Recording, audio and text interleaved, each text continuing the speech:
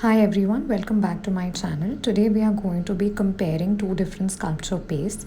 The Russian brand is Evgenia Ermilova, please excuse my pronunciation, and the Indian one is the Little Birdie Itsy Bitsy paste. I'm trying the white color from both the brands, and one is packed in 500 grams and the one is packed in 400 grams, which are priced at $7.95 and $5.99 respectively. Let's review the Itsy Bitsy one first. Now this bottle comes with a lid which I really like, so that the paste can stay fresher for a longer period of time.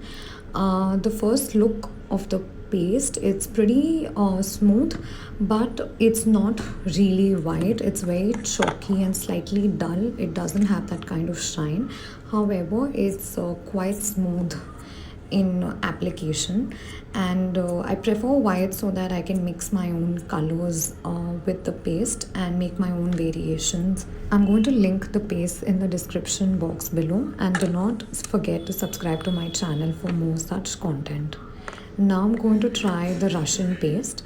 Now it's filled with the brim. What I don't like is it does not have that kind of lid like the Itsy Bitsy one does, but on the first appearance it's really bright in comparison to the Itsy Bitsy one, and upon application it is definitely a lot more smoother to work with in comparison to the Indian brand.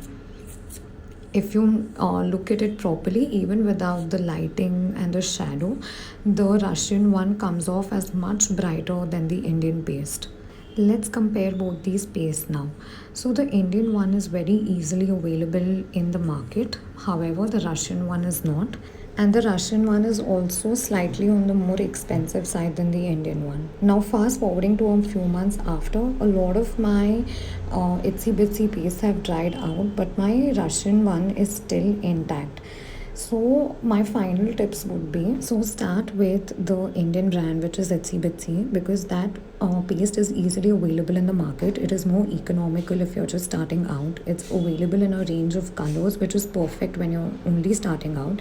Once you think you have a hang of this art form, then you invest in the Russian one since it's on the higher side. And once if you're taking commission orders, then you want the finishing to be better off.